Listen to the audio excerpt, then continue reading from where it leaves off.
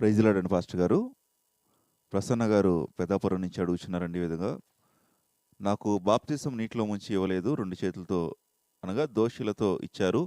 ఇది బాప్తిసంగా అంగీకరించబడుతుందా? అదేవిధంగా యెషయా గ్రంథం 61వ అధ్యాయము 10వ వచనం యొక్క వాక్య వివరణ అడుగుచున్నారు పాస్టర్ గారండి. బ్యాప్టిజం అనేటువంటిది వర్డ్ అర్థం ఏంటంటే నీటిలో ముంచబడుట. దాని అర్థమే ముంచబడుట. నీటి మూలంగాను ఆత్మ మూలంగాను జన్మిస్తేనే కానీ అన్నాడు. ఎక్కడ పరిశుద్ధ లేఖనాల్లో మనం చదువుతుండగా యోహాను సువార్త 3వ అధ్యాయం నికోదేముతో ప్రభు అంటాడు కదా, నీవు నీటి మూలంగాను ఆత్మ మూలంగా జన్మిస్తేనే పరలోక రాజ్యంలో ప్రవేశిస్తావు అన్నాడు. అంటే దేవుని రాజ్యంలో ప్రవేశిస్తాం. మరి నీటి మూలంగా అన్నప్పుడు నీటిలో ముంచబడి తిరిగి లేపబడ్డం, అది వాక్యానుసారం. కొన్ని చోట్ల స్ప్రింక్లింగ్ బ్యాప్టిజం ఇస్తారు, ఇలా నీళ్లు చిమ్ముతారు. అది ఎక్కడంటే అరణ్యంలోనో ఎక్కడో ఒక వ్యక్తి ప్రభుని నమ్ముకున్నాడు, అక్కడ నీళ్లు లేవు, ఎడారిలో వెళ్తున్నాడు. యేసు ప్రభు నా రక్షకుడు నమ్మాడు, ఈ సువార్తికుడు రేపు వెళ్ళిపోవాలి, ఆయన సాయంకాలం వెళ్ళిపోతున్నాడు. ఈయన బాబు నువ్వు వాక్యం చెప్పావు, నేను రక్షించబడ్డాను, నాకు ప్రభు రక్షణ కావాలి, నాకు యేసు ప్రభు కావాలంటున్నాడు. నీటిలో దింపుదామంటే నాకు నీళ్ళు లేవు, ఎంత తవ్వినా నీరు దొరకట్లే, ఎడారది, గల్ఫ్ ప్రాంతం, చుక్క నీళ్లు దొరకడమే కష్టం. బ్యాప్టిజం కావాలంటున్నాడు. ఈయన వెళ్తున్న దారిలో ఆయన సువార్త చెప్పాడు. అప్పుడు ప్రభా ఇతను నీ యందు విశ్వాసం ఉంచుతున్నాడు, ఇతను నమ్మిక ఉంచాడు ప్రభా, ఇతను ఆత్మ రక్షణ కావాలని బ్యాప్టిజం కావాలన్నా ఇక్కడ చూస్తే నీరు లేదు, నేనేం మోషన్ కాదు కదా బండను కొడితే నీళ్ళు రావడానికి, కాబట్టి ప్రభా ఇది ఇతను బ్యాప్టిజం ఇస్తానని చెప్పి ఉన్న నీళ్ళతోనే బ్యాప్టిజం ఇచ్చి ముందుకు వెళ్ళారు. ఇప్పుడు మనకి ఎక్కడ నీళ్ళు లేవని చిలకరింపిస్తున్నాం? నీళ్ళు లేవా? గోదావరిలో నీళ్ళు ఎండిపోయా, కృష్ణానదిలో నీళ్ళు ఎండిపోయా, మనకు నది నీళ్ళు లేవా, చెరువు నీళ్ళు లేవా? ఉన్నాయి కదా. ఉన్నప్పుడు మనం ఆ వాక్యాన్ని పాటించడానికి ప్రయత్నం చేద్దాం.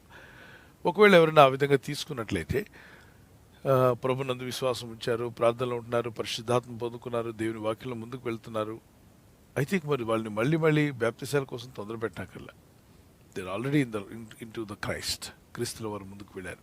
ఓకే, లేదండి మేము ఖచ్చితంగా అది కరెక్ట్ చేయాల్సిందే, నా మనస్సాక్షి చెప్తుంది, నేను తప్పనిసరిగా మునిగే తీసుకుంటానంటే ఓకే, వెళ్ళి సేవకులను అడగండి, మీకు ఇస్తారు. ఓకేనా? దాని దగ్గర వాదించుకుంటూ వాదోపవాదాలు పెట్టుకొని ఇది కరెక్టా అది కరెక్ట్ అని రకరకాలుగా వాదించుకుంటూ దాని మీదే ప్రసంగాలు సంవత్సరాల తరబడి చేస్తున్న వాళ్ళు నేను చూశాను. వాళ్ళ సంఘాలు కానీ పరిచయలు కానీ ఇప్పటికీ అక్కడే ఉన్నాయి. వాళ్ళు ఆత్మీయతలే ఎదగట్లేదు, ఎప్పుడు చూసినా బ్యాప్టిజం గురించి డిస్కషనే తప్ప సంపూర్ణతలకు సాగిపోవట్లేదు. 6వ అధ్యాయం హెబ్రీ పత్రిక 1 నుండి 6వ వచనం వరకు మూలోపదేశాన్ని మాని క్రీస్తునందు సంపూర్ణలకు సాగిపోమన్నాడు. ఓకేనా? సో మారు మనసు పొందడం, ప్రభు అయిన యేసుక్రీస్తుని సురక్షణ అంగీకరించి తిరిగి జన్మించిన అనుభవంతో బ్యాప్టిజం నీళ్ళలో మునిగి తీసుకోవడం అది ఖచ్చితం కావాలి.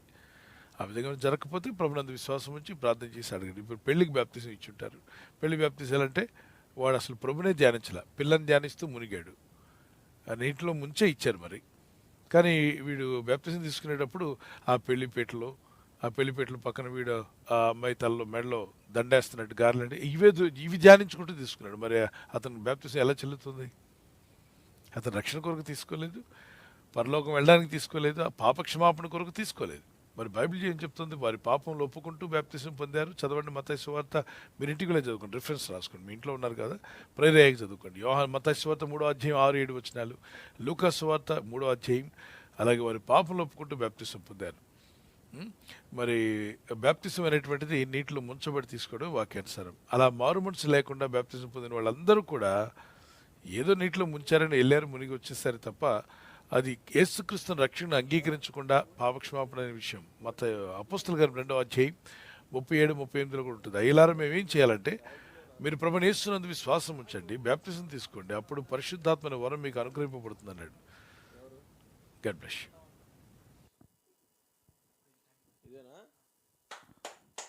థ్యాంక్ యూ పాస్టర్ గారు.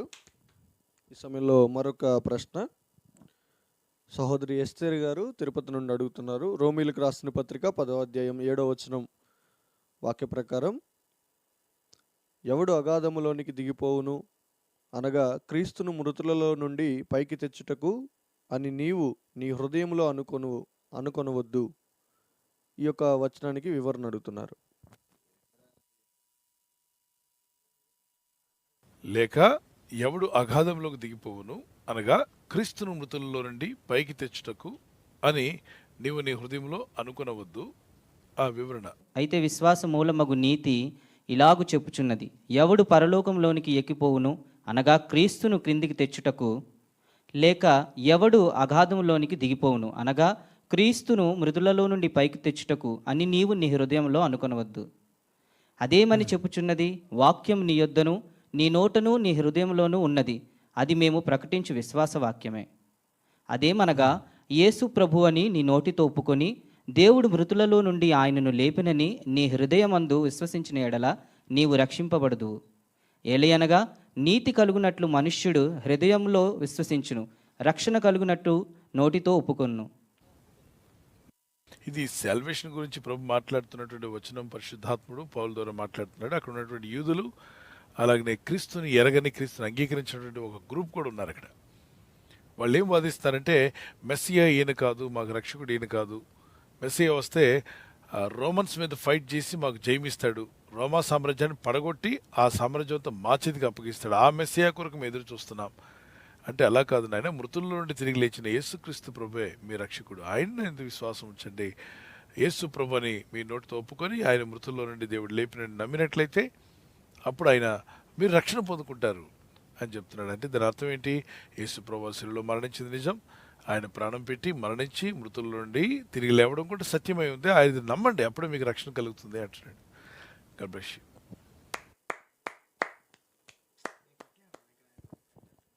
Praise the Lord. Thank you pastor గారు. మరొక ప్రశ్న అండి. సహోదరి విజయలక్ష్మి గారు విజయవాడ పట్టణం నుండి అడుగుతున్నారు, చిన్నపిల్లలు ఏ పాపం చేయరు కదా, మరి వారికి అనారోగ్య సమస్యలు ఎందుకు వస్తున్నాయి?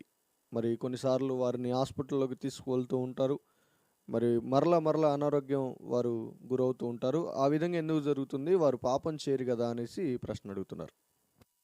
దయచేసి అందరూ బాగా అర్థం చేసుకోండి.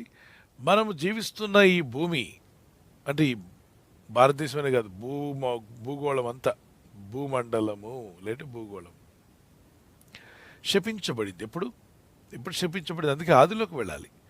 వీటన్నిటి కారణం ఏంటి? ఆదాము అవ్వను దేవుడు చేసినప్పుడు దేవుడు ఒక ఆదాముని ఆరోగ్యంగాను మరొక ఆదాముని అనారోగ్యంగా, ఒక అవ్వను ఆరోగ్యంగా మరొక అవ్వను అనారోగ్యంగా కలుగు చేశాడా? లేదే. ఇద్దరిని ఆరోగ్యవంతులుగా చేశాడు. నపుంసకులు కూడా చేయలేదు కదా. వాళ్ళందరికీ 930 సంవత్సరాలు ఆదాం బతికాడు. 930 సంవత్సరాలు, ఇంకొద్ది సంవత్సరాలు ఉంటే ఖచ్చితంగా ఆయన 1000 years బతికేవాడు. ఓకే, తినుదినము సస్తారు అన్నాడు, అయినా వీళ్ళు వెళ్ళి అదే పని చేశారు. అప్పుడు ప్రభు ఏమన్నాడు? 3వ అధ్యాయం 17వ వచనం చూడండి. శపించబడింది మనం ఉన్న ఈ భూమి, ఈ ప్రపంచము, ఈ భూలోకము శపించబడింది. ఆయన ఆదాముతో నీవు నీ భార్య మాట విని తినవద్దని నేను నీకు ఆజ్ఞాపించిన వృక్షములను తింటివి గనుక నీ నిమిత్తము నేల శపించబడి ఉన్నది, ప్రయాసముతోనే నీవు బ్రతుకు దినములన్నిటిను దాని పంటకు తిందువు. ప్రయాసలుంటాయి భూమి మీద. శపించబడింది భూమి ఆది ఆదాం పాపం వల్ల.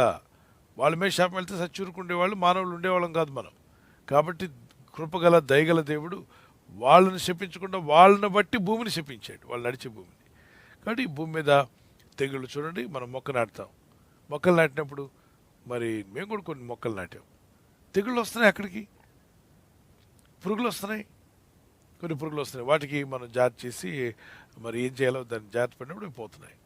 సో పురుగులు ఆటోమేటిక్గా వస్తున్నాయిగా. మొక్కకు పురుగు ఎందుకు రావాలి మీరే చెప్పండి? అదొక క్షమించబడినటువంటి లోకంలో మనం ఉంటున్నాం. ప్రపంచం అంతట్లో అవి వస్తూనే ఉంటాయి. అలాగే మనిషిలో అనేక విధాలైన ఆది ఆదాం చేసిన పాపం వల్ల అధికారం, దేవుడిచ్చిన అధికారాన్ని, మంచి ఆరోగ్యంగా బతికే అవకాశాన్ని అంటే చేతులారా పాడేసుకున్నారు. అపవాదిని పిలిచి ఏలుబడి చేయమన్నారు. కాబట్టి తల్లిదండ్రుల్లో, ఉదాహరణకు తల్లిదండ్రుల్లో రక్తం వైరస్లు ఉందనుకుందాం, ఉంటే బిడ్డ కూడా వస్తుందిగా వైరస్. తండ్రిలో తల్లిలో బ్లడ్లో వైరస్ ఉంటే బిడ్డ ఏ పాపం చేయలేదుగా. చేయనప్పుడు మరి ఆ రక్తంలో వైరస్ ఎలా వచ్చింది? మనం కొన్ని అనాథాశ్రయాల్లో ఎయిడ్స్తో బాధపడే పిల్లలకు కూడా వాళ్ళ పేరెంట్స్ చనిపోయారు, ఆ పిల్లలకు కూడా మనం ఆహారాన్ని, వస్త్రాలను పంపిస్తున్నాం. ఒక అనాథాశ్రయం అక్కడ ఆల్మోస్ట్ పిల్లలందరూ కూడా బ్లడ్లో, అందరూ కాదు, అన్ని ఆశ్రయాలు కాదు, కొన్ని అనాథాశ్రయాలు ఆల్మోస్ట్ ఎక్కువ మంది పిల్లలు HIV పాజిటివ్. వాళ్ళు ఏ పాపం చేయలే, వాళ్ళు పేరెంట్స్ చేసిన ఆ దోషం, వాళ్ళ రక్తంలో ఉన్న రక్తం వీళ్ళకి కూడా వచ్చేసింది, ఆ వైరస్ అటాక్ అయింది. ఇప్పుడు దాన్ని బట్టి మనం ఆ పిల్లడు ఏం పాపం చేశాడు, ఏం చేయలేదు, ఆ పాపం ఏం చేయలేదు, వాళ్ళు చిన్నపిల్లలు. అదేవిధంగా ఆది ఆదాం యొక్క పాపం కూడా ప్రతి ఒక్కళ్ళు ప్రవేశిస్తుంది. అయితే వీళ్ళు ప్రార్థన చేసి దేవుని మీద ఆధారపడినప్పుడు వీళ్ళ ఆత్మ సేవ్ అవుతుంది. గుర్తుపెట్టుకోండి, ఆత్మలు రక్షించబడతాయి. సునామీలో మరి భూకంపాలు వచ్చినప్పుడు, ప్రకృతి వైపరీత్యాలు వచ్చినప్పుడు చనిపోతుంటారు. ఏమిటో చనిపెట్టి కూడా చనిపోయాడంటే వృద్ధుడైన 100 ఏళ్ళకైనా చనిపోవాల్సిందే కదా. ఈ లోకాన్ని వదిలిపెట్టక తప్పదు, పుట్టినవాడు గిట్టక తప్పదు, ఈ లోకానికి వచ్చిన వారు వెళ్ళిపోక తప్పదు. మనం యాత్రికులం, పరదేశులం, ఏనాటికైనా ఈ లోకాన్ని వదిలేసి వెళ్ళిపోతాం.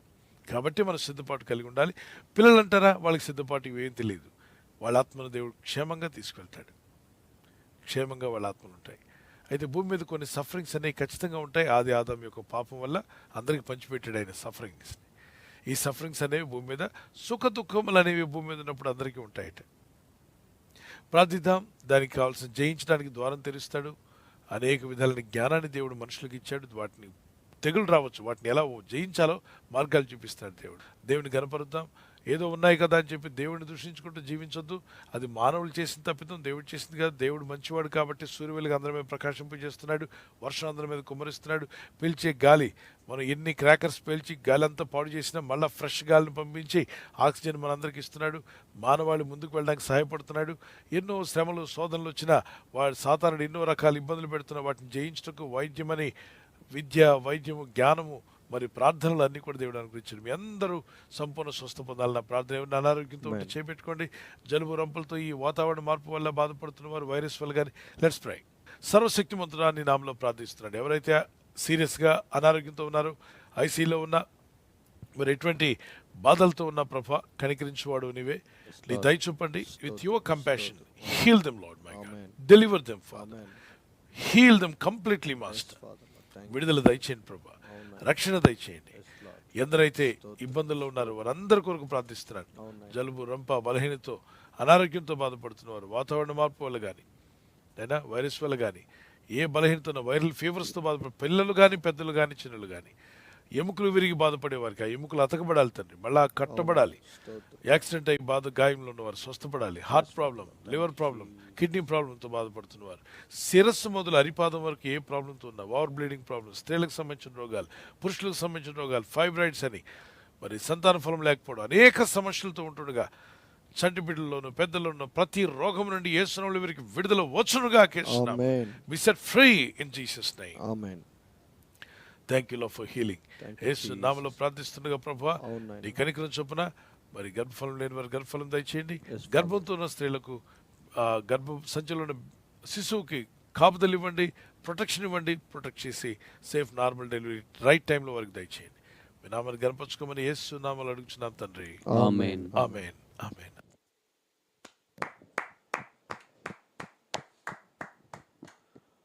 థ్యాంక్ యూ పాస్టర్ గారు. ఈ సమయంలో మరొక ప్రశ్న. సహోదరి పద్మా గారు ఏలూరు పట్టణం నుండి అడుగుతున్నారు. మా సహోదరుడు చనిపోయే ముందు దేవుణ్ణి నమ్మాడు, కానీ బాప్తిసం పొందుకోలేదు. మరి ఇప్పుడు తన ఆత్మ ఎక్కడ ఉంటుంది అని అడుగుతున్నారు. అదేవిధంగా ప్రసంగి గ్రంథం 6వ అధ్యాయం 3వ వచనం వాక్య వివరణ అడుగుతున్నారండి. ఒకడు 100 మంది పిల్లలను కని దీర్ఘాయుష్మంతుడై చిరకాలము జీవించినను అతడు సుఖానుభవం నెరుగకయు తగిన రీతిని సమాధి చేయబడకయు నుండిన ఎడల వాని గతి కంటే పడిపోయిన పిండము యొక్క గతి మేలని నేను అనుకొనుచున్నాను అనే వచనానికి వివరణ అడుగుతున్నారు. అంటే ఒక వ్యక్తి దీర్ఘాయుష్ కలిగి జీవించిన అతని జీవితంలో ఆ పిల్లలు కలిగి ఉన్నాడు, అన్నీ ఉన్నాయి. కాకపోతే అతను భక్తి లేకుండా జీవించాడు. దేవుని యందు విశ్వాసం లేదు, భక్తి లేదు, ప్రార్థన లేదు, దేవునితో కనెక్ట్ అవ్వకుండా బతికి చనిపోయాడు అనుకుందాం. ఏంటి ఉపయోగం? దానికన్నా పిండంగా పోవడం బెటర్ అని ప్రసంగి మాట్లాడుతున్నాడు. దేవుని యొక్క ఆత్మ నుండి, అంటే ఇక చనిపోకుండా అందరూ చావమని కదా అర్థం. పిండంగా ఉన్నప్పుడు చనిపోమంటలేదు. ఇతను భూమి మీద జీవించాడు, దీర్ఘాయుష్ 100 ఏళ్ళు బతికాడు. కానీ ఎక్కడ దేవునితో కనెక్ట్ అయ్యాడా? ఎక్కడ దేవునితో కనెక్ట్ కాల. మనసులో శాంతి లేదు, సమాధానం లేదు. పెళ్ళి అయింది, పిల్లలుగా అన్నాడు, నెమ్మది లేని జీవితం జీవిస్తున్నాడు, తాగుబోతుగా బతుకుతున్నాడు, తిరుగుబోతుగా బతుకుతున్నాడు. అంటే దీనివల్ల తనకి ఉపయోగం లేదు, కుటుంబానికి ఉపయోగం లేదు, దేవునికి మహిమ లేదు. ఇలాంటి వాడు పిండంగా ఉన్నప్పుడు పోవడమే బెటర్ అంటున్నాడు, కానీ దాన్ని అందరూ తీసుకోవడం లేదు. సో దాని యొక్క అంటే ఆ వ్యర్థమైన జీవితం జీవించవద్దు అన్నది మనం నేర్చుకోవాలి. దానిలో ఏంటంటే వ్యర్థంగా జీవించకండి. మీరు ఏం చేసినా దేవునికి ఇష్టలుగా జీవించడానికి ప్రయత్నం చేయండి. ఓకే, ముందు మాట మరి సహోదరుడు నిద్రించాడని చెప్పన్నారు. అతను నిజంగా యథార్థంగా ప్రభుని నమ్మి హృదయంలో ప్రభుని అంగీకరించి, ప్రభా ఇప్పుడు నన్ను బ్రతికిస్తే నీళ్ళు ఎక్కడుంటే అక్కడ బ్యాప్తిజం తీసుకోవడానికి ఐఎమ్ రెడీ అని అతను మనసులో అనుకుని ప్రభు సన్నిధిలో ప్రార్థన చేస్తున్నట్లయితే, ప్రభు అతని ప్రార్థన అంగీకరించి ఉంటే అతని ఆత్మక్షేమంగా ఉంటుంది. ఓకే, లేదంటే మరి వెళ్ళాల్సిన ప్రిపేర్ కాని ఆత్మలు, సిద్ధపడని ఆత్మలు, ఎవరి ఆత్మ అయితే సిద్ధపడలేదు. అందుకే బ్రతుకున్నప్పుడు అవకాశాలు వస్తే పోగొట్టుకోకండి. దేవుడిచ్చిన పరలోక అవకాశాలు, భూ సంబంధమైన వాటి కొరకు పరలోక అవకాశాలను ఎంతోమంది కాలుదన్నుతున్నారు. తర్వాత రమ్మన్నా రాదు. కాబట్టి రక్షణ అనేది చాలా విలువైంది. అందరూ పొందుకోండి. లేదులే ఆ బ్రదర్కి ఏదో ఆఖరి టైంలో నమ్ముకున్నాడంటే ఆయన వెళ్తాడని పాస్టర్ గారు చెప్పారు, నేను కూడా ఆఖరి టైంలో నమ్ముతానంటే ఆఖరి టైంలో నువ్వు నమ్మేంత అవకాశం, ప్రార్థన చేయించే అవకాశం దొరుకుతుందో దొరకదు. సో యేసుక్రీస్తు ప్రభువారికి కుడివైపు వేయబడిన, శిలువలో వేయబడిన వ్యక్తి అంటాడు, ప్రభువా నీ రాజ్యంలో నన్ను జ్ఞాపకం చేసుకోమని యథార్థ హృదయంతో విరిగి నలిగిన మనసుతో అడిగాడు. అప్పుడు ప్రభు అంటాడు, నేడు నీవు నాతో కూడా పరదేశంలో ఉంటావని. ఓకే, అలా లేకుండా ఏదో పైపైన మన బలవంతం చేత ప్రార్థన చేస్తే దేవునితో కనెక్ట్ అవ్వలేదు. కాబట్టి వారి ఆత్మ ప్రభు యుద్ధకు వెళ్ళలేదు. దేవునితో కనెక్ట్ అయి ఉంటే వారి ఆత్మ ప్రభు యుద్ధకు వెళ్తుంది. అందుకే బ్రతికుండగా రక్షణ అనేది చాలా విలువైంది. నేడే రక్షణ దినం. ఎవరు నిర్లక్ష్యం చేయకండి, రక్షణ కోల్పోకండి. 2 కొరింథీయులు చాప్టర్ 6:2, 2 కొరింథీయులు 6:2 నేడే రక్షణ దినం. Praise the lord.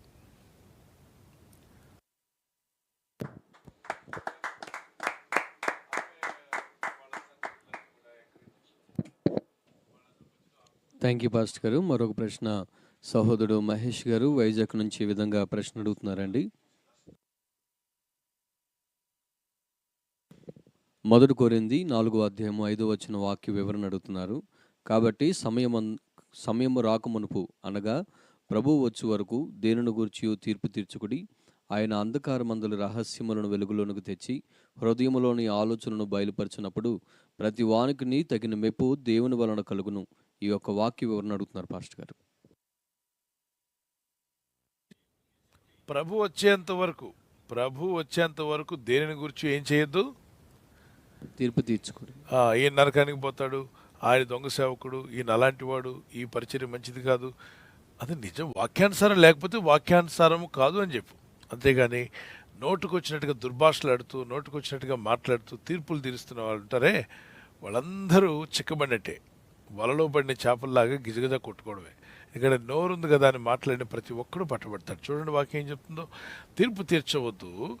కాబట్టి సమయం రాకమునుపు అనగా ప్రభు వచ్చు వరకు దేని గురించి తీర్పు తీర్చదు. అయితే ఆయన అంధకారంలో రహస్యములను వెలుగులోనికి తెచ్చి హృదయములలోని ఆలోచనలను బయలుపరిచినప్పుడు ప్రతివానికి తగిన మెప్పు ప్రభు వలన కలుగును. ఇప్పుడు నేను సేవ చేస్తున్నాను, నేను చేస్తున్న సేవకు కలిగినటువంటి ఆ మెప్పు ఎవరు ఇవ్వాలి? ప్రభువే కదా నాకు ఇవ్వాలి. వాని పని నిమిత్తం జీతం ఇచ్చేవాడు నేనే కదా అన్నాడు. ఇదిగో నేను త్వరగా వచ్చినాను, ప్రతివానికి ఇచ్చిన జీతం నా యొద్ద ఉందన్నాడు. ఓకే, నీ పరుని సేవకునికి ఎందుకు నువ్వు తీర్పు తీరుస్తావు? అది నీ పని కాదన్నాడు. ఇక్కడ 14వ అధ్యాయంలో రోమాపత్రికలు అంటాడు, చూడండి, నీ పొరుగు వానికి తీర్పు తీర్చడానికి నువ్వెవడు అన్నాడు. అది ఎంత స్ట్రాంగ్గా చెప్పాడు. సో ఈ రోజుల్లో మనం తీర్పులు తీర్చేవాళ్ళు ఉన్నారు చాలామంది, నోటికి వచ్చినట్టుగా. వాక్యానుసారం కాదా తెలుసుకోండి. యెహోవా సాక్షులు వీళ్ళు ప్రభుని నమ్మట్లేదు, యేసుని వద్దంటున్నారు, వదిలేద్దాం, ఆ బోధన వదిలేద్దాం. తర్వాత మరి మార్మనిస్టులు అని చెప్పంటారు, వాళ్ళు మరొక టెస్ట్ మని చదవమన్నారు, వాక్యానుసారం కాదు, వదిలేద్దాం. నెక్స్ట్ మరొక బోధ వచ్చింది, అదేంటంటే పరలోక తల్లి. పరలోకమందున్న తండ్రిని మనం ప్రార్థన చేస్తే వాళ్ళు పరలోకమందున్న మా తల్లి అని ప్రార్థన చేస్తారు. తెల్ల ఎక్కడి నుండి వచ్చిందా అంటే గలతీ పత్రిక 4వ అధ్యాయం. ఇంతకీ ఈ వచనాన్ని ఎందుకు తీసుకున్నారు 5వ అధ్యాయంలో 4వ అధ్యాయంలో అంటే, వీళ్ళ తల్లి కొరియాలో ఉంది. కొరియాలో ఒక పాస్టర్ గారి భార్య. ఆమె వాళ్ళ సంఘ బిడ్డలందరూ కూడా ఎంకరేజ్ చేసుకొని వాళ్ళందరి మధ్యలో ఆమె ఒక దేవతగా మారాలనుకుందో మరి ఏమనుకుందో తెలియదు. మొత్తానికి డబ్బు బాగుంది కాబట్టి ఒక సిద్ధాంతాన్ని పెట్టేశారు. ఆ సిద్ధాంతంలో ఆ తల్లి ఈమె అన్నట్టుగా మన వాళ్ళకేమో ఆ వచనం చూపిస్తారు. వాళ్ళు అసలు ఇంటర్నల్ ఫీలింగ్ ఏంటంటే ఆమె. సో ఆ తల్లి బోధ తీసుకొచ్చి మన పిల్లలకు ట్రైనింగ్ ఇచ్చారు. కొరియా వెళ్ళి ట్రైనింగ్ తీసుకుని వీళ్ళు వీధుల్లో ఎక్కడ పడితే అక్కడ కనబడడం, బైబిల్ పట్టుకొని చర్చికి వెళ్తున్న వాళ్ళ ఇళ్ళకే వెళ్తారు. వెళ్ళి మీతో దేవుడు ఒక మాట చెప్పమన్నాడు. ఏం మాట చెప్పమనంటే, పరలోకంలో ఒక తల్లి ఉంది మీకు తెలుసా? ఎక్కడమ్మా తల్లి అంటే, ఉంది, తల్లి ఉంది. తండ్రి ఉంటే తల్లి ఉంది అని చెప్పేటటువంటి తప్పుడు బోధలు.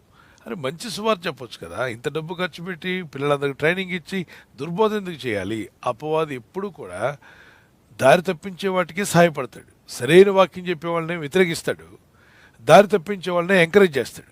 సో మీరు జాగ్రత్తగా ఉండాలి. అంతేగాని ప్రతి ఒక్కరిని నోటుకు వచ్చినట్టు దుర్భాషలాడుతూ ఉంటే ఖచ్చితంగా ప్రతి ఒక్కరూ లెక్కలోకి వస్తారు. మనము తీర్పు తీర్చుటకు పిలువబడ్డ దేవదూతలుగా తీర్పు తీరుస్తారు మన ద్వారా అని చెప్పి నోటుకొచ్చిన ఎవరిని పడితే వాళ్ళని తీర్పు తెచ్చడం లేదు. రోమపత్రికలు అంటాడు కదా, పరుని సేవకునికి తీర్పు తీర్చుటకు నువ్వు ఎవడవు? Who are you? తీర్పు తీర్చడానికి నువ్వెవరివి? అతను నిలిచి ఉండడమా అతను పడిపోవడమా అది సొంత యజమానుడి దేవుని చిత్తం, దేవుని చేతిలో ఉంటాడు. అటు పడిపోతే దేవుడే చెప్పి కొట్టి బుద్ధి చెప్తాడు, లేపి నిలబెట్టుకుంటాడు. లేదా నిలబడి దేవుని సువార్త చేస్తుంటే వాడిని ఇంకా వాడుకోవడం అంతా ఆ పైన ఎవరైతే పిలిచారో సేవకి ఆయనే చూసుకుంటాడని చెప్తున్నాడు అక్కడ. అతడు నిలిచి ఉండుట అయినను పడి ఉండుట అయినను అతని సొంత యజమానుని పనియే. అతను నిలుచును, ప్రభు అతనిని నిలబెట్టకు శక్తి గలవాడు. ఇది పట్టుకొని మనం వాక్యానుసారం ముందుకు వెళ్ళాలి. అయితే చాలామంది ఆ పాస్టర్ గారు ఈ పాస్టర్ గారు లేదు నీతిమంతులు లాంటి అందరిని నోరు పారేసుకుంటూ దూషిస్తూ ఉంటారే, వాళ్ళందరూ కూడా దేవుని యొక్క తీర్పులో ఖచ్చితంగా వస్తారు. దేవుడు ఎవరిని విడిచిపెట్టాడు. దేవుడు ప్రతి వాని మాటలు రికార్డ్ చేస్తున్నాడు. మనం మాట్లాడే ప్రతి మాట, మనం చూసే ప్రతి చూపు రికార్డ్ చేస్తున్నాడు. కొంతమంది మన వీడియోలు వాడుతూ ఉంటారు, మన వీడియోలు తీసుకుని వాడుకుంటారు పర్మిషన్ లేకుండా. తెలుసు వాళ్ళకి పర్మిషన్ తీసుకోవాలని, వీడియోలు తీసుకుని మాట్లాడుతూ దుర్భాషలాడుతూ వాక్య విరుద్ధం అని చెప్పి రకరకాలుగా పెడుతుంటారు. ఓకే, మీడియా వాళ్ళు ఖచ్చితంగా దాని మీద స్ట్రైక్ వేస్తారు. ఎందుకంటే వాడు ఆ వాక్యం తీసుకుని వాక్యాన్ని వక్రీకరించి వాక్యం మొత్తం విని దాని ప్రకారం జీవించే విషయాలు ఎన్నో కంక్లూషన్ ఉంటుంది వాక్యంలో. ఆ కంక్లూషన్కి రాకుండా వాక్యం కొంచెం కట్ చేస్తాడు. కట్ చేసి ఇలా చెప్పారంటే ఇది చాలా తప్పు చెప్తున్నాడు, తప్పు బోధకుడు అని చెప్పి అలాగా కొంత వ్యూవర్స్ని సంపాదించుకొని ఆ ఫోటో పెట్టినట్టే దైవ సేవకుడు ఫోటో కదా, అభిమానంతోనే మన దైవజనుడు మన సేవకుడు ఆయన ఫోటో ఇక్కడ ఉంది కాబట్టి చూసేస్తారు. చూసిన తర్వాత వాళ్ళని దుర్భాషలాడడం. లోపలికి వెళ్ళిన తర్వాత ఒకసారి చూసినట్టే వ్యూవర్స్ వాళ్ళకి లెక్క కౌంట్ వచ్చేస్తుంది. ఈలోగా ఈయన అలా అన్నాడు ఇలా అన్నాడు, అసలు అలా కాదు ఇలా కాదు. అలాంటిది ఏమైనా ఉంటే వచ్చి బైబిల్ సెమినార్లో జాయిన్ అవ్వు, ఉన్న తుప్పంతా వదిలిస్తాను, చక్కగా వాక్యం చెప్పి నీట్గా అర్థం చేసుకుంది. కానీ నీకు ఫ్రీగా భోజనం పెట్టి మరీ చెప్తాం 40 రోజులు, నీకున్న డౌట్లను క్లియర్ చేస్తాం. అవసరమైన కావాలని చెప్పి వీడియోలు తీసుకొని వాటిని యూట్యూబ్లో పెట్టి మన వాళ్ళు దాన్ని దుర్భాషలాడుతున్నారు కాబట్టి స్ట్రైక్ వేసి తీశారనుకోండి, తీసేశారు మా వీడియో మరి తీయకుండా ఉంటారా? నువ్వు ఎవరు పడితే వాళ్ళు వీడియో తీసుకుంటావు పర్మిషన్ లేకుండా. చేసింది తప్పు, నువ్వు తప్పు చేసి మళ్ళీ నీ మీద స్ట్రైక్ వేశారని అంటే దొంగోడు అంటే ఏంటిది తేలిగుట్టిన దొంగోడు మూలన కూర్చొని మూలుగుతున్నాడట.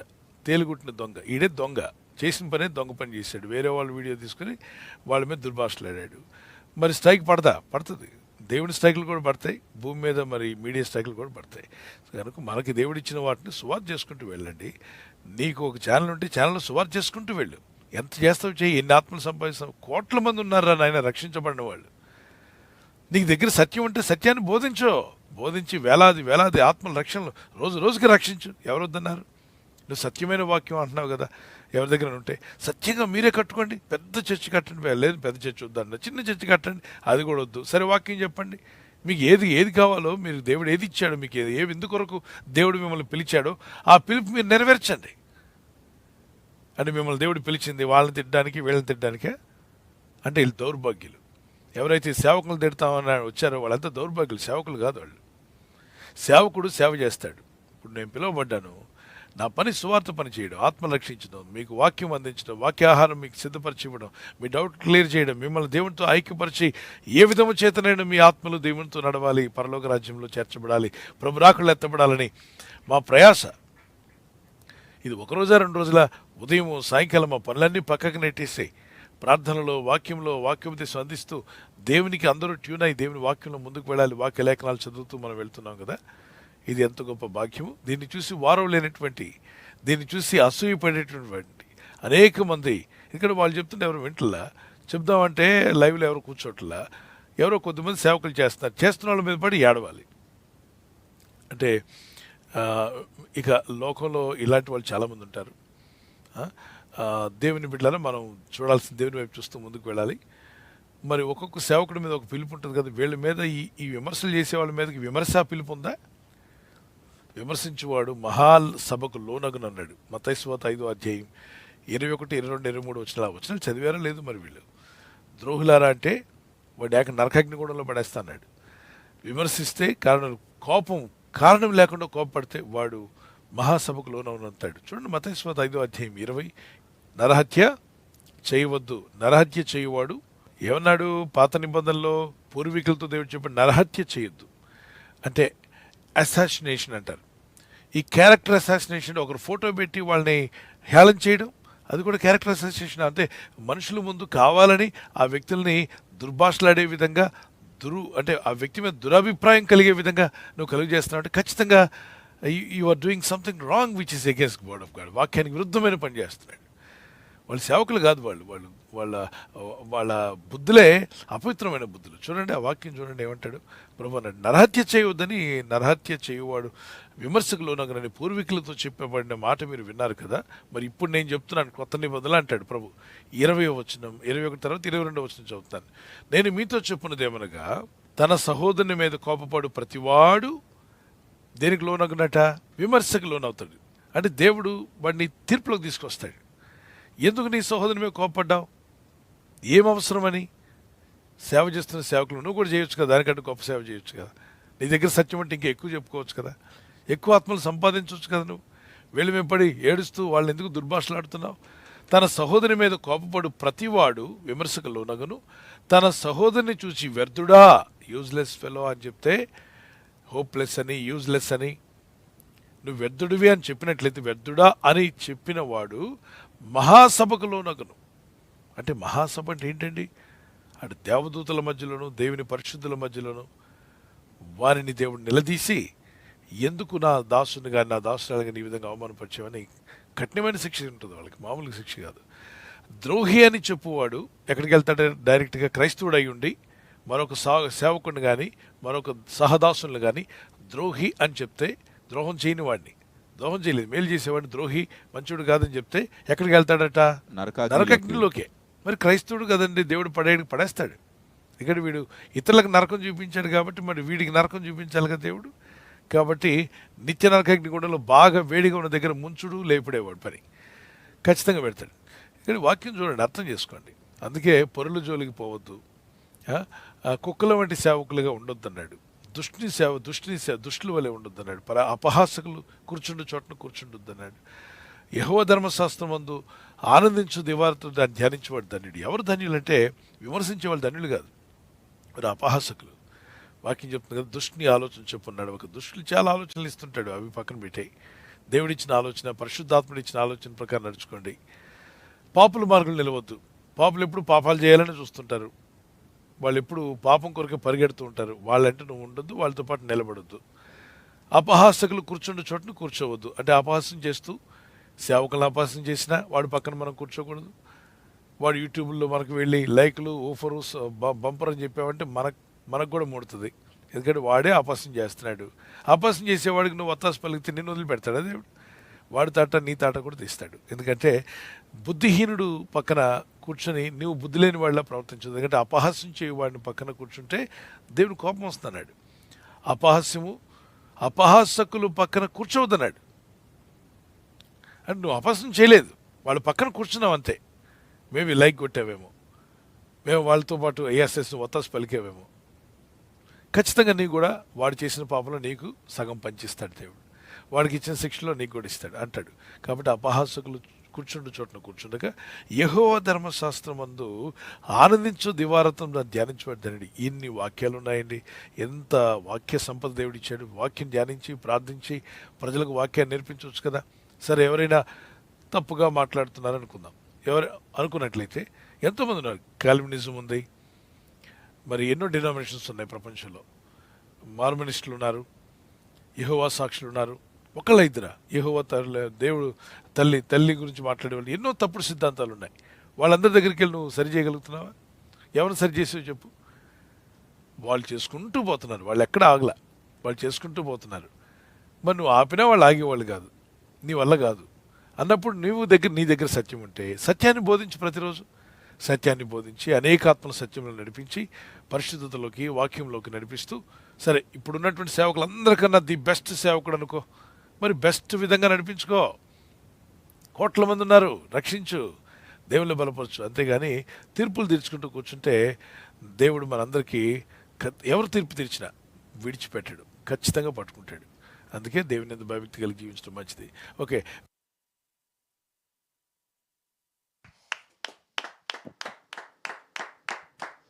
థ్యాంక్ యూ పాస్టర్ గారు. తర్వాత ప్రశ్న సిస్టర్ జెస్సిక గారు కాకినాడ నుంచి అడుగుతున్నారండి.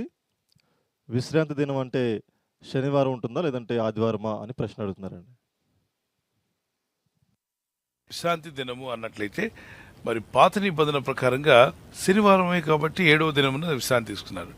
దీనిని చూపించి సెవెంత్ డే అడ్వెంటిస్ట్ అనేటువంటి వాళ్ళు శనివారమే ప్రార్థన చేయాలి, ఆదివారం చేయకూడదని ఒక పంతం బట్టి పాత నిబంధనలో దేవుడేమన్నాడు, ఆ శనివారమే కదా. మరి యేసు ప్రభువారు ఈ భూమి మీద సిలువ రక్తం కార్చి ప్రాణం పెట్టి మరణించి తిరిగి లేచి సంఘం స్థాపించేంత వరకు శనివారాలే జరిగాయి. కాబట్టి సమాజ మందిరంలో మరి ప్రభు బోధించడానికి వెళ్ళినప్పుడు సమాజ మందిరంలో అందరూ వచ్చినప్పుడు వెళ్ళాలి కదా. సమాజ మందిరానికి ఎప్పుడు వస్తారు యూదులు? శనివారమే వస్తారు. కాబట్టి ప్రభు అందరూ వచ్చినప్పుడు వెళ్ళి వాళ్ళకి బోధ చేశాడు.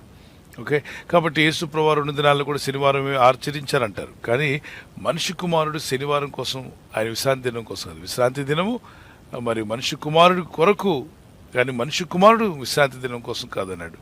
2వ అధ్యాయం మార్కు సువార్తలోను అలాగే మిగిలిన సువార్తల్లో అనేక వచనాలు మనం చదువుతుండగా మరి ఆదివారం ప్రార్థించినట్టు బైబిల్లో ఉందా? శిష్యులందరూ కలిసి ఎందుకు చేయాలి? యేసుక్రీస్తు ప్రభువారు పాత నిబంధనలో ఉన్న ఒక శనివారమే కాదు, చాలా విషయాలు ఉన్నాయి పాత నిబంధనలు. అవన్నీ కూడా ఆయన యందు నెరవేర్చి, అంటే ప్రవక్తలు పలికిన ప్రతి మాట యేసుక్రీస్తు ప్రభువారు తన శరీరమందు నెరవేర్చి వాటిని ఫుల్ఫిల్ చేసి ఆ పరిశుద్ధ రక్తాన్ని మనకు చిందించి ఆదివారం ఉదయమున పునరుద్ధరణే తిరిగి లేచాడు. కాబట్టి పాత నిబంధన నెరవేర్చలేని వారందరూ కూడా యేసుక్రీస్తునందు విశ్వాసం ఉంచి రక్షణలోకి రావాలి. ఆయనే మార్గం, సత్యం, జీవం. ఆయన ఇచ్చే నీతిని పొందుకొని మనం ముందుకు వెళ్ళాలి. కాబట్టి పునరుద్ధరణే తిరిగి లేచిన యేసు ప్రభువారు ఏ రోజు లేచారంటే ఆదివారం. ఆదివారమే ప్రభు స్తుతించాలి. 7 అనేది సంపూర్ణ సంఖ్య, 8 అనేది తిరిగి ప్రారంభము, అంటే ఒక నూతన ప్రారంభం. నూతన నిబంధనలో క్రొత్త నిబంధన కాలంలో ఉన్నాం ఇప్పుడు మనం. మరి ఇప్పుడున్న కాలం ఏ కాలం? క్రొత్త నిబంధన కాలం. ఈ క్రొత్త నిబంధన కాలంలో ఆదివారమే ప్రార్థనలు చేయాలి. ఎందుకంటే ప్రభు తిరిగి లేచాడు, పునరుద్ధరణ తిరిగి లేచాడు. ఆయన ప్రారంభించాడు ఒక సువార్తను, ఒక సంఘాన్ని ప్రారంభించాడు. ఈ సంఘం అనేది యేసుక్రీస్తు యొక్క జీవిత మరణ పునరుద్ధానాల వల్ల కలిగిన సంఘం ఇది. సో మీరు కూడా అందులో ఒక భాగమై ఉన్నారు. సో ఇప్పుడు నేను మళ్ళా శనివారం చేస్తాను, శనివారమే కరెక్ట్ అనుకుంటూ కొంతమంది అదొక ఎన్ని చెప్పినా ఒక మూఢవాదాన్ని వాదిస్తూ దానిలోనే కూర్చుంటారు. మిగిలిన వాళ్ళందరూ కరెక్ట్ కాదని అనుకుంటారు. 1 కొరింథీ పత్రిక 16వ అధ్యాయం చదవండి. 1 కొరింథీ 16, 1-2 వచనాల్లో ప్రతి ఆదివారమున మీరు కూడుకున్నప్పుడు అన్నాడు. అంటే ప్రతి ఆదివారం కూడుకోవడం అనేది ఉంది. పరిశుద్ధుల కొరకనే చందా విషయం అయితే నేను గలతీయ సంఘములకు నియమించిన ప్రకారము 2వ వచనం 16:2 నేను వచ్చినప్పుడు చందా పోగు చేయకుండా ప్రతి ఆదివారమున, హైలైట్ చేసుకోండి ఏముంది అక్కడ, ప్రతి ఆదివారమున. ప్రతి ఆదివారం అని రాయబడింది, ప్రతి శనివారం అని రాయబడలేదు. తర్వాత లేఖనాలు చూస్తే 27వ అధ్యాయం అపోస్తల కార్యాల్లో ఆ రోజు రాత్రి అపోస్తలుడైన పౌలు మరి ఆదివారపు రాత్రి ఆయన మరుసటి దినం బయలుదేరి వెళ్లాల్సి ఉండగా రాత్రంతా ప్రసంగం చేసి బల్ల ఇచ్చాడట. బల్ల ఇవ్వడం జరిగింది. శనివారం మాకు బల్ల ఇస్తున్నారు, తీసుకోవచ్చని. శనివారమో శుక్రవారమో, అసలు యేసుప్రభువారు ఇచ్చింది గురువారం ఇచ్చారు. ఒక రోజును పెట్టుకోండి, సంఘం అంతా కలిసి వస్తారు, ఆ రోజున ఇవ్వచ్చు అని చెప్పి ప్రతిరోజు చేయడం అది వీలుపడే పరిస్థితి కాదు. ప్రతి వారం మేము చేస్తాం, అందులోనే మాది కరెక్ట్, మిగిలిన వాళ్ళందరూ తప్పు అని అది కూడా వాదించడానికి వీలుపడదు.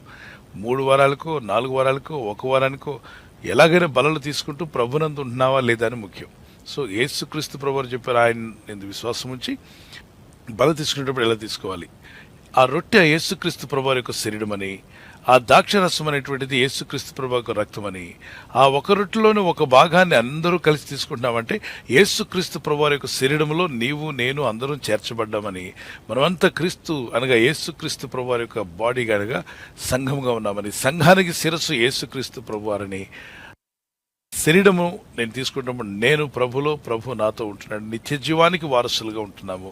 అలాగే ఆ రక్తము, నిబంధన రక్తం కింద ద్రాక్షరసం తీసుకున్నప్పుడు నేను నా ప్రభు ఏకమై ఉన్నాము అనడానికి.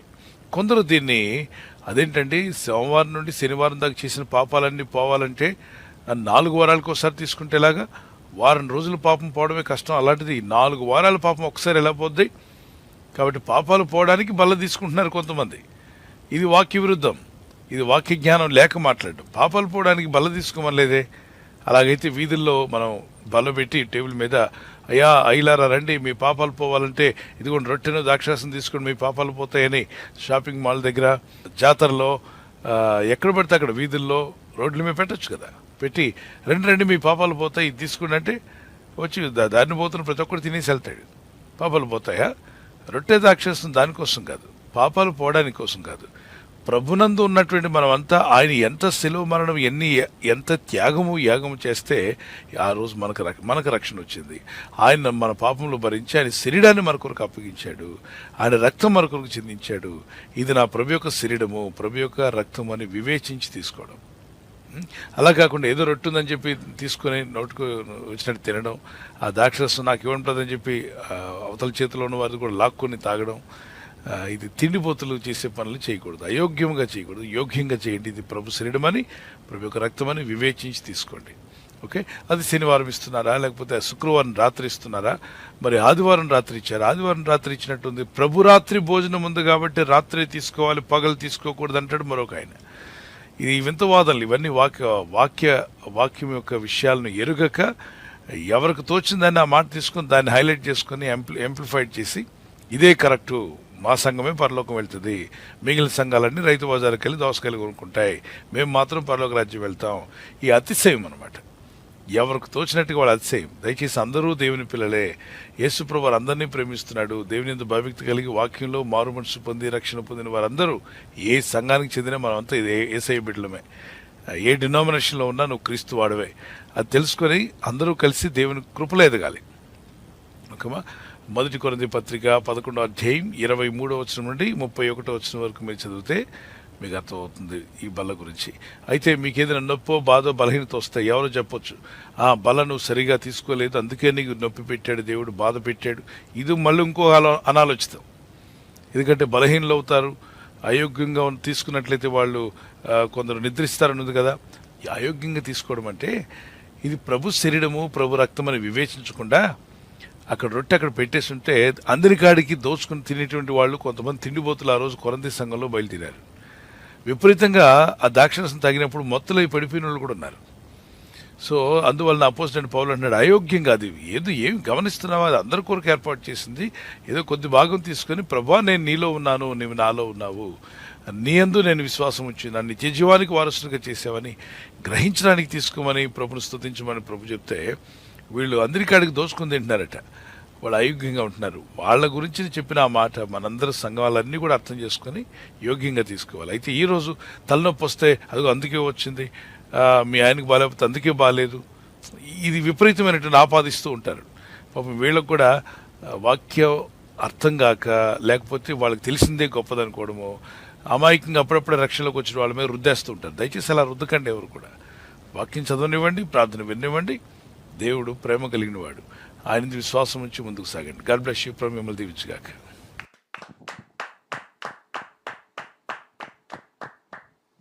థ్యాంక్ యూ పాస్టర్ గారు.